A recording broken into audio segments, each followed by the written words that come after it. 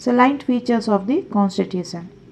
भारतीय संविधान तत्वों और मूल भावना की दृष्टि से अद्वितीय है। हालांकि इसके कई तत्व विश्व के विभिन्न संविधानों से उधार लिए गए हैं। ठीक है, भारत का जो संविधान है उसका कई तत्व जो एलिमेंट्स है वो वर्ल्ड के, विश्व के अलग अलग संविधान से उधार लिए गए हैं। भारत के संविधान के कई ऐसे तत्व हैं जो उसे अन्य यानी दूसरे देशों के संविधानों से अलग पहचान प्रदान करते हैं। यह बात ध्यान देने योग्य है कि सन 1949 में अपनाए गए संविधान के अनेक वास्तविक लक्षणों में महत्वपूर्ण परिवर्तन हुए हैं।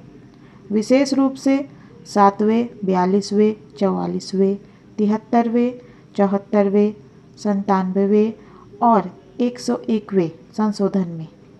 संविधान में कई बड़े परिवर्तन करने वाले 42वें संविधान संशोधन अधिनियम 1976 को मिनी कॉन्स्टिट्यूशन कहा जाता है। हालांकि केशवानंद भारती मामले 1973 में सर्वोच्च न्यायालय ने व्यवस्था की थी कि अनुच्छेद 368 के तहत संसद को मिली संवैधानिक शक्ति संविधान के मूल ढांचे को बदलने की अनुमति नहीं देता है। संविधान की विशेषताएं। पहली विशेषता इसकी है कि ये सबसे लंबा लिखित संविधान है। भारतीय संविधान सबसे लंबा लिखित संविधान है। संविधान को 2 वर्गों में विभाजित किया जाता है। लिखित जैसे कि अमेरिकी संविधान है, ठीक है, अमेरिका का संविधान लिखित है, और अलिखित संविधान जैसे कि ब्रिटेन का संविधान है। ठीक है, संविधान कितने प्रकार का है? लिखित, अलिखित। ठीक है, लिखित में आप एग्जाम्पल दे सकते हैं अमेरिका का संविधान और अलिखित में ब्रिटेन का संविधान। भारत का संविधान विश्व का सबसे लंबा लिखित संविधान है। यह बहुत वृहद, समग्र और विस्तृत दस्तावेज है। मूल रूप से 1949 संविधान में एक प्रस्तावना, 395 अनुच्छेद, 22 भागों में विभक्त और 8 अनुसूचियाँ थी। ठीक है, यानी मूल रूप से यानी जब संविधान बना उस समय 395 अनुच्छेद थे, उसमें 22 भागों में विभक्त था और इसमें 8 अनुसूचियाँ थी। लेकिन वर्तमान में यहाँ इस बुक में जो दिया है 2019 की स्थिति बताई जा रही है।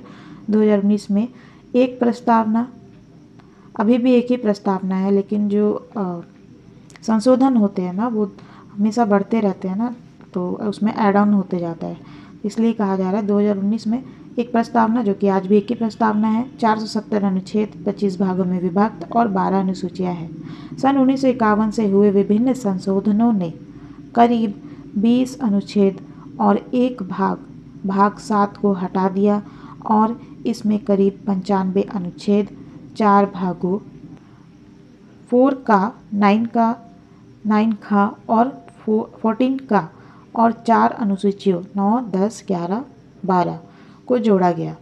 विश्व के किसी अन्य संविधान में इतने अनुच्छेद और अनुसूचियां नहीं हैं। भारत के संविधान को विस्तृत बनाने के लिए 4 कारण हैं। चलिए जानते हैं कौन से 4 कारण हैं जिसकी वजह से भारतीय संविधान विस्तृत बना। पहला कारण भौगोलिक कारण, भारत का विस्तार और विविधता। ऐतिहासिक कारण, ऐतिहासिक, इसके उदाहरण के रूप में भारत शासन अधिनियम 1935 के प्रभाव को देखा जा सकता है। यह अधिनियम बहुत विस्तृत था। जम्मू कश्मीर को छोड़कर केंद्र और राज्यों के लिए एकल संविधान। और चौथा कारण है संविधान सभा में कानून विशेषज्ञों का प्रभुत्व। संविधान में न सिर्फ शासन के मौलिक सिद्धांत बल्कि विस्तृत रूप में प्रशासनिक प्रावधान भी विद्यमान हैं। इसके अतिरिक्त, इसके अलावा अन्य आधुनिक लोकतंत्रों में जिन मामलों को आम विधानों अथवा स्थापित राजनीतिक परिपाटी पर छोड़ दिया गया है, उन्हें भी भारत के संवैधानिक दस्तावेज में शामिल किया गया है। भारतीय संविधान की दूसरी विशेषता यह है कि यह विभिन्न स्रोतों से विहित है, यानी बहुत सारे स्रोतों से इसको लिया गया है। भारत के संविधान ने अपने अधिकतर उपबंध विश्व के कई देशों के संविधानों और भारत शासन अधिनियम 1935 के उपबंधों से लिए हैं। डॉक्टर अंबेडकर ने गर्व के साथ घोषणा की थी कि भारत के संविधान का निर्माण विश्व के विभिन्न संविधानों को छानने के बाद किया गया है। संविधान का अधिकांश ढांचागत हिस्सा भारत शासन अधिनियम 1935 से लिया गया है।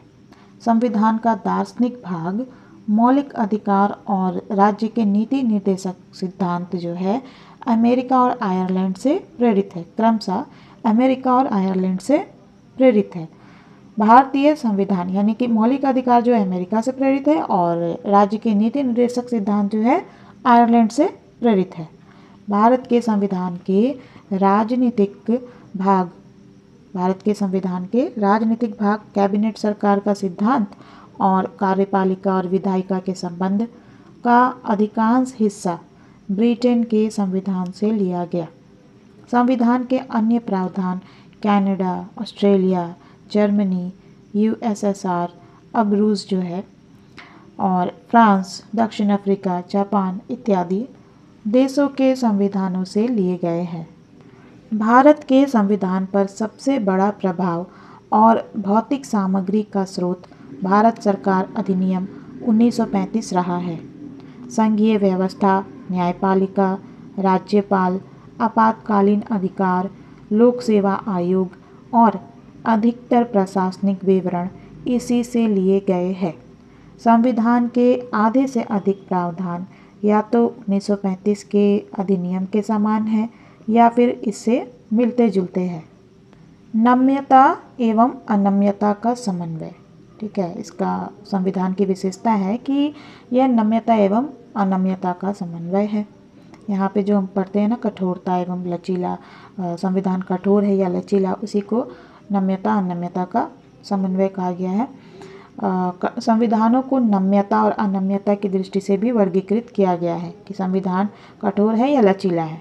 कठोर या अनम्य, ठीक है, कठोर जो हम लोग कहते हैं उसी को अनम्य कहा जा रहा है। कठोर या अनम्य संविधान उसे माना जाता है जिसमें संशोधन करने के लिए विशेष प्रक्रिया की आवश्यकता हो।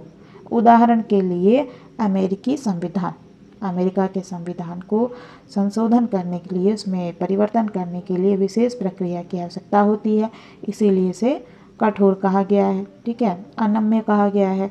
लचीला या फिर नम्य संविधान वह कहलाता है जिसमें संशोधन की प्रक्रिया वही हो जैसी किसी आम कानूनों के निर्माण की, जैसे कि ब्रिटेन का संविधान। भारत का संविधान ना तो लचीला है और ना ही कठोर, बल्कि यह दोनों का मिला जुला रूप है, ठीक है, यानी लचीला भी है कठोर भी है। सिर्फ ना तो ये लचीला है ना कठोर, बल्कि यह दोनों का मिला जुला रूप है। अनुच्छेद 368 में 2 तरह के संशोधनों का प्रावधान है। कुछ उपबंधों को संसद में विशेष बहुमत से संशोधित किया जा सकता है। उदाहरणार्थ, दोनों सदनों में उपस्थित और मतदान में भाग लेने वाले सदस्यों का 2/3 बहुमत और प्रत्येक सदन में कुल सदस्यों का बहुमत। कुछ अन्य प्रावधानों को संसद के विशेष बहुमत और कुल राज्यों के आधे से अधिक राज्यों के अनुमोदन से ही संशोधित किया जा सकता है।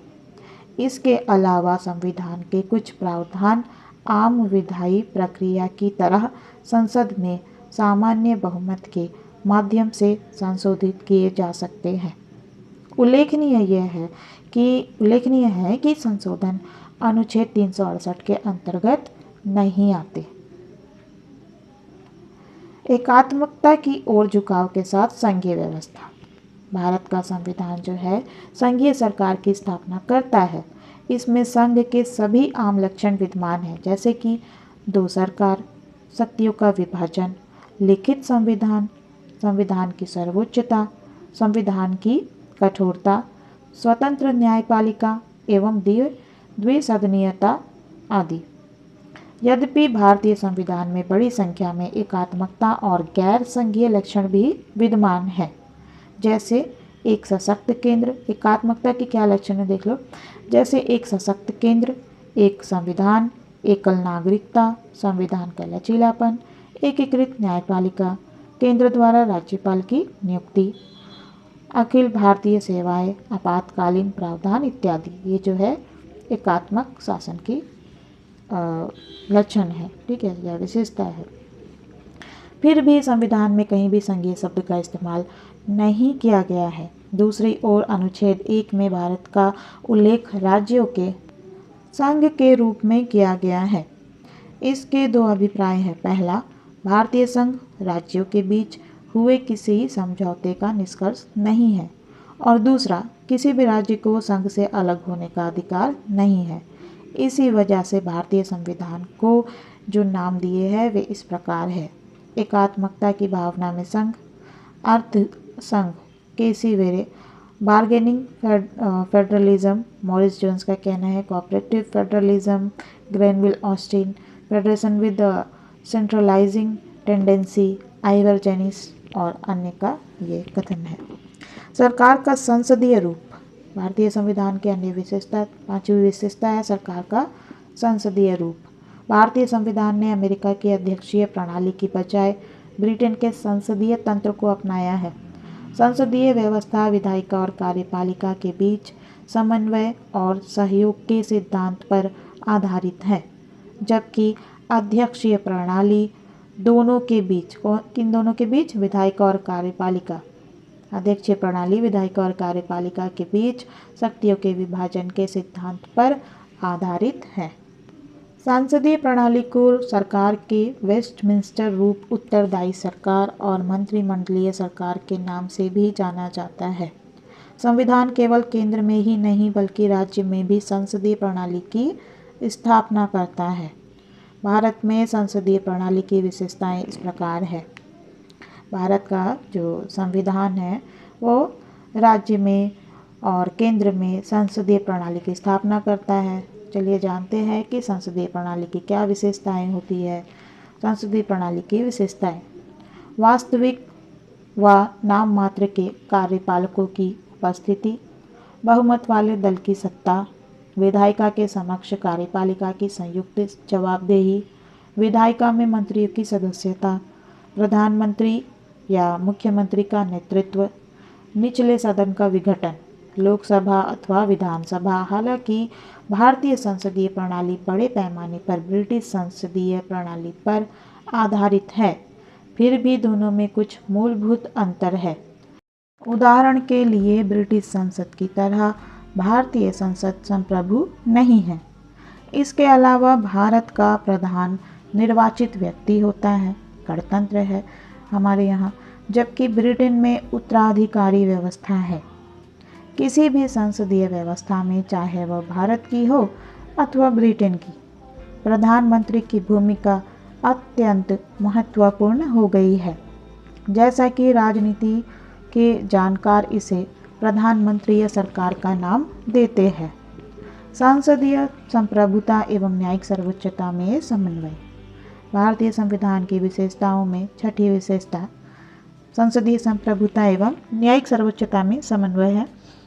संसद की संप्रभुता का नियम ब्रिटिश संसद से जुड़ा हुआ है, जबकि न्यायपालिका की सर्वोच्चता का सिद्धांत अमेरिका के सर्वोच्च न्यायालय से लिया गया है।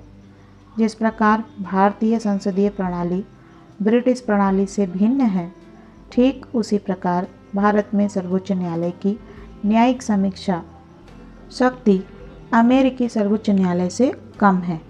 ऐसा इसलिए है क्योंकि अमेरिकी संविधान में विधि की नियत प्रक्रिया का प्रावधान है, जबकि भारतीय संविधान में विधि द्वारा स्थापित प्रक्रिया अनुच्छेद 21 का प्रावधान है। इसलिए भारतीय संविधान निर्माताओं ने ब्रिटेन की संसदीय संप्रभुता और अमेरिका की न्यायपालिका सर्वोच्चता के बीच उचित संतुलन बनाने को प्राथमिकता दी।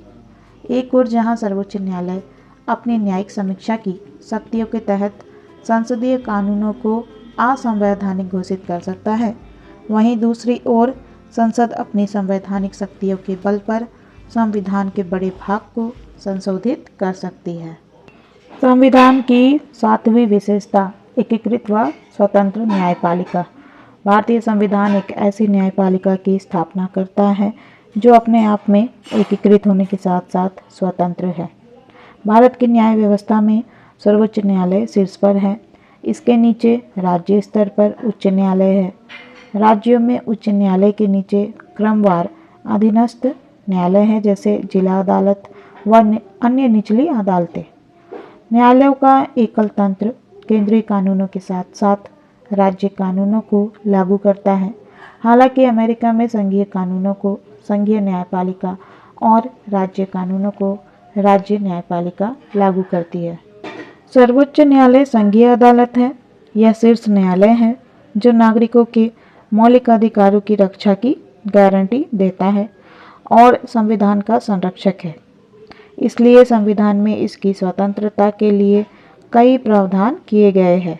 संविधान में सर्वोच्च न्यायालय की स्वतंत्रता के लिए कई प्रावधान किए गए हैं, जैसे न्यायाधीशों के कार्यकाल की सुरक्षा, न्यायाधीशों के लिए निर्धारित सेवा शर्तें, भारत की संचित निधि से सर्वोच्च न्यायालय के सभी खर्चों का वहन, विधायिका में न्यायाधीशों के कामकाज पर चर्चा पर रोक, सेवानिवृत्ति के बाद अदालत में कामकाज पर रोक, अवमानना के लिए दंड देने की शक्ति, कार्यपालिका से न्यायपालिका को अलग रखना इत्यादि।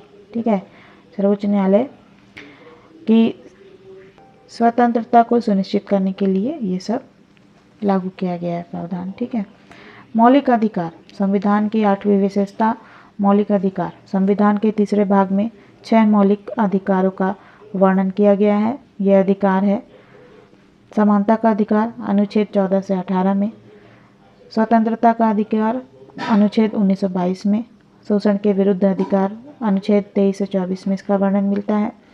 वहीं धार्मिक स्वतंत्रता का अधिकार अनुच्छेद 25 से 28, सांस्कृतिक व शिक्षा का अधिकार अनुच्छेद 29 से 30, संवैधानिक उपचारों का अधिकार अनुच्छेद 32 में मिलता है। मौलिक अधिकार का उद्देश्य वस्तुतः राजनीतिक लोकतंत्र की भावना को प्रोत्साहन देना है। यह कार्यपालिका और विधायिका के मनमाने कानूनों पर निरोधक की तरह काम करते हैं। उल्लंघन की स्थिति में इन्हें न्यायालय के माध्यम से लागू किया जा सकता है। जिस व्यक्ति के मौलिक अधिकार का हनन हुआ है वह सीधे सर्वोच्च न्यायालय की शरण में जा सकता है, जो अधिकारों की रक्षा के लिए बंदी प्रत्यक्षीकरण, परमादेश, प्रतिषेध, अधिकार परीक्षा व उत्प्रेषण जैसे अभिलेख या रिट जारी कर सकता है। हालांकि मौलिक अधिकार कुछ सीमाओं के दायरे में आते हैं, लेकिन ये अपरिवर्तनीय भी नहीं है। संसद इन्हें संविधान संशोधन अधिनियम के माध्यम से समाप्त कर सकती है अथवा इनमें कटौती भी कर सकती है। अनुच्छेद 20, 20 और 21 द्वारा प्रदत्त अधिकारों को छोड़कर राष्ट्रीय आपातकाल इमरजेंसी के दौरान इन्हें स्थगित किया जा सकता है। भारतीय संविधान की 9वीं विशेषता है राज्य के नीति निर्देशक सिद्धांत। डॉक्टर BR अम्बेडकर के अनुसार राज्य के नीति निर्देशक सिद्धांत भारतीय संविधान की अनूठी विशेषता है। इनका उल्लेख संविधान के 4थे भाग में किया गया है। इन्हें मोटे तौर पर 3 वर्गों में विभाजित किया जा सकता है: सामाजिक, गांधीवादी तथा उदार बौद्धिक। नीति निर्देशक तत्वों का कार्य सामाजिक और आर्थिक लोकतंत्र को बढ़ावा देना है। इनका उद्देश्य भारत में एक कल्याणकारी राज्य की स्थापना करना है। हालांकि मौलिक अधिकारों की तरह इन्हें कानून रूप में लागू नहीं किया जा सकता। संविधान में कहा गया है कि देश की शासन व्यवस्था में ये सिद्धांत मौलिक है और यह देश की जिम्मेदारी है कि वह कानून बनाते समय इन सिद्धांतों को अपनाए। इसलिए इन्हें लागू करना राज्यों का नैतिक कर्तव्य है, किंतु इनकी पृष्ठभूमि में वास्तविक शक्ति राजनैतिक है, अर्थात जनमत। मिनर्वा मिल्स मामले 1980 में सर्वोच्च न्यायालय ने कहा था कि भारतीय संविधान की नींव मौलिक अधिकारों और नीति निर्देशक सिद्धांतों के संतुलन पर रखी गई है। संविधान की 10वीं विशेषता है मौलिक कर्तव्य। मूल संविधान में मौलिक कर्तव्यों का उल्लेख नहीं किया गया है। इन्हें स्वर्ण सिंह समिति की सिफारिश के आधार पर 1976 के 42वें संविधान संशोधन के माध्यम से आंतरिक आपातकाल 1975 से 77 के दौरान शामिल किया गया था। 2002 के 86वें संविधान संशोधन ने एक और मौलिक कर्तव्य को जोड़ा। संविधान के 4A भाग में मौलिक कर्तव्यों का जिक्र किया गया है, जिसमें केवल एक अनुच्छेद 51 का है। इसके तहत प्रत्येक भारतीय का यह कर्तव्य होगा कि वह संविधान, राष्ट्रध्वज और राष्ट्रगान का आदर करें, राष्ट्र की संप्रभुता, एकता और अखंडता की रक्षा करें, हमारी मिश्रित संस्कृति की समृद्ध धरोहर का अनुरक्षण करें, सभी लोगों में आपसी भाईचारे की भावना का विकास करें इत्यादि। मौलिक कर्तव्य नागरिकों को यह याद दिलाते हैं कि अपने अधिकारों का इस्तेमाल करते समय उन्हें याद रखना चाहिए कि उन्हें अपने समाज, देश व अन्य नागरिकों के प्रति कुछ जिम्मेदारियों का निर्वाह भी करना है। नीति निर्देशक तत्वों की तरह कर्तव्यों को भी कानून रूप में लागू नहीं किया जा सकता। एक धर्मनिरपेक्ष राज्य। भारतीय संविधान की विशेषता है 11वीं विशेषता, एक धर्मनिरपेक्ष राज्य। भारत का संविधान धर्मनिरपेक्ष है, इसलिए यह किसी धर्म विशेष को भारत के धर्म के तौर पर मान्यता नहीं देता। संविधान के जो प्रावधान भारत के धर्मनिरपेक्ष लक्षणों को दर्शाते हैं इस प्रकार है। वर्ष 1976 के 42वें संविधान संशोधन द्वारा संविधान की प्रस्तावना में धर्मनिरपेक्ष शब्द को जोड़ा गया। प्रस्तावना हर भारतीय नागरिक की आस्था, पूजा अर्चना व विश्वास की स्वतंत्रता की रक्षा करती है। किसी भी व्यक्ति को कानून के समक्ष समान समझा जाएगा और उसे कानून की समान सुरक्षा प्रदान की जाएगी, अनुच्छेद 14 के अनुसार। अनुच्छेद 15 कहता है कि धर्म के नाम पर किसी प्रकार का भेदभाव नहीं किया जाएगा। अनुच्छेद 16 कहता है सार्वजनिक सेवाओं में सभी नागरिकों को समान अवसर दिए जाएंगे। हर व्यक्ति को किसी भी धर्म को अपनाने और उसके अनुसार पूजा अर्चना करने का समान अधिकार है, अनुच्छेद 25 के अनुसार। वही अनुच्छेद 26 जो है कहता है हर धार्मिक समूह अथवा इसके किसी हिस्से को अपने धार्मिक मामलों के प्रबंधन का अधिकार है। अनुच्छेद 27 के अनुसार किसी भी व्यक्ति को किसी भी धर्म विशेष के प्रचार के लिए किसी प्रकार का कर यानी टैक्स देने के लिए बाध्य नहीं किया जाएगा। किसी भी सरकारी शैक्षिक संस्थान में किसी प्रकार के धार्मिक निर्देश नहीं दिए जाएंगे, अनुच्छेद 28 के अनुसार।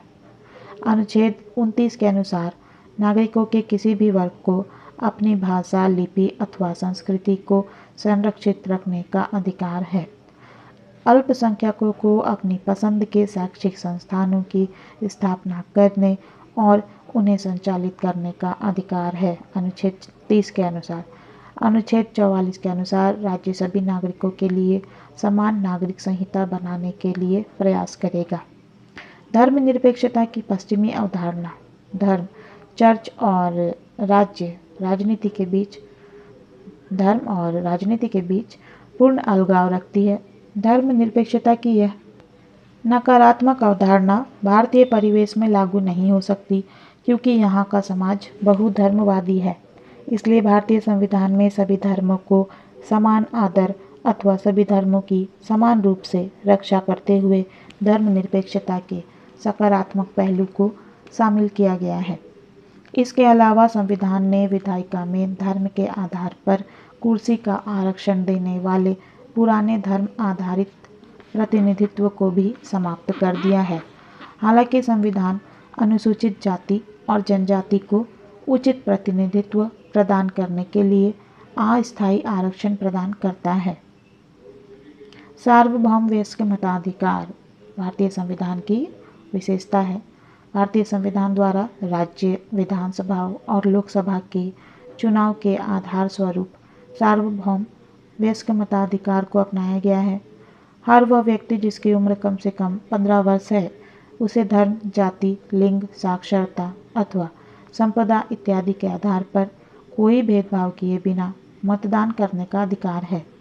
वर्ष 1989 में 61वें संविधान संशोधन अधिनियम 1988 के द्वारा मतदान करने की उम्र को 21 वर्ष से घटाकर 18 वर्ष कर दिया गया था। देश के वृहदाकार जनसंख्या, उच्च गरीबी, सामाजिक असमानता, अशिक्षा आदि को देखते हुए संविधान निर्माताओं द्वारा सार्वभौम वयस्क मताधिकार को संविधान में शामिल करना एक साहसिक और सराहनीय प्रयोग था। वयस्क मताधिकार लोकतंत्र को बड़ा आधार देने के साथ साथ आम जनता के स्वाभिमान में वृद्धि करता है। समानता के सिद्धांत को लागू करता है, अल्पसंख्यकों को अपने हितों की रक्षा करने का अवसर देता है तथा कमज़ोर वर्गों के लिए नई आशाएं और प्रत्याशा जगाता है। एकल नागरिकता। यद्यपि भारतीय संविधान फेडरल है, संघीय है और दो लक्षणों एकल व संघीय का प्रतिनिधित्व करता है, मगर इसमें केवल एकल नागरिकता का प्रावधान है, अर्थात भारतीय नागरिकता। दूसरी ओर अमेरिका जैसे देशों में प्रत्येक व्यक्ति के पास न केवल देश की नागरिकता होती है, बल्कि वह जिस राज्य में रहता है उसकी भी नागरिकता होती है। इसलिए वह अधिकारों के दो समूहों का लाभ उठाता है। पहला राष्ट्रीय सरकार द्वारा प्रदत्त तथा दूसरा राज्य सरकार द्वारा प्रदत्त। भारत में सभी नागरिकों को, चाहे वो किसी भी राज्य में पैदा हुए हो या रहते हो, संपूर्ण देश में नागरिकता के समान राजनीतिक और नागरिक अधिकार प्राप्त होते हैं और उनमें कोई भेदभाव नहीं किया जाता। सभी नागरिकों के लिए एकल नागरिकता और समान अधिकारों के संवैधानिक प्रावधानों के बावजूद भारत में सांप्रदायिक दंगे, वर्ग संघर्ष, जातिगत युद्ध, भाषाई विवाद और निर्जातीय विवाद होते रहे हैं। इसका अर्थ यह है कि संविधान के निर्माताओं ने एकीकृत और संगठित भारत राष्ट्र के निर्माण का जो सपना देखा था वह पूरी तरह पूरा नहीं हो पाया है। स्वतंत्र निकाय। भारतीय संविधान न केवल विधायिका, कार्यपालिका व सरकार, केंद्र और राज्य जो भी सरकार हो, तथा अन्य न्यायिक अंग ही उपलब्ध कराता है, बल्कि यह कुछ स्वतंत्र निकायों की स्थापना भी करता है। इन्हें संविधान ने भारत सरकार के लोकतांत्रिक तंत्र के महत्वपूर्ण स्तंभों के रूप में परिकल्पित किया है। ऐसे कुछ स्वतंत्र निकाय इस प्रकार है। संसद तथा राज्य विधानसभाओं, भारत के राष्ट्रपति और भारत के उपराष्ट्रपति के लिए स्वतंत्र और निष्पक्ष चुनाव सुनिश्चित करने के लिए निर्वाचन आयोग। राज्य और केंद्र सरकार के खातों के अंकेक्षण के लिए भारत का नियंत्रक एवं महालेखाकार। ये जनता के पैसे के संरक्षक होते हैं और सरकार द्वारा किए गए खर्चों की वैधानिकता और उनके उचित होने पर टिप्पणी करते हैं। संघ लोक सेवा आयोग अखिल भारतीय सेवाओं और उच्च स्तरीय केंद्रीय सेवाओं के लिए भर्ती हेतु परीक्षाओं का आयोजन करता है तथा अनुशासनात्मक मामलों पर राष्ट्रपति को सलाह देता है। राज्य लोक सेवा आयोग, जिसका काम हर राज्य में राज्य सेवाओं के लिए भर्ती हेतु परीक्षाओं का आयोजन करना और अनुशासनात्मक मामलों पर राज्यपाल को सलाह देना है। विभिन्न प्रावधानों जैसे कि कार्यकाल की सुरक्षा, निर्धारित सेवा शर्तें, भारत की संचित निधि पर भारित विभिन्न व्यय आदि के माध्यम से संविधान इन निकायों की स्वतंत्रता सुनिश्चित करता है। भारतीय संविधान की अन्य विशेषता है आपातकालीन प्रावधान। आपातकाल की स्थिति से प्रभावशाली ढंग से निपटने के लिए भारतीय संविधान में राष्ट्रपति के लिए बृहद आपातकालीन प्रावधानों की व्यवस्था है।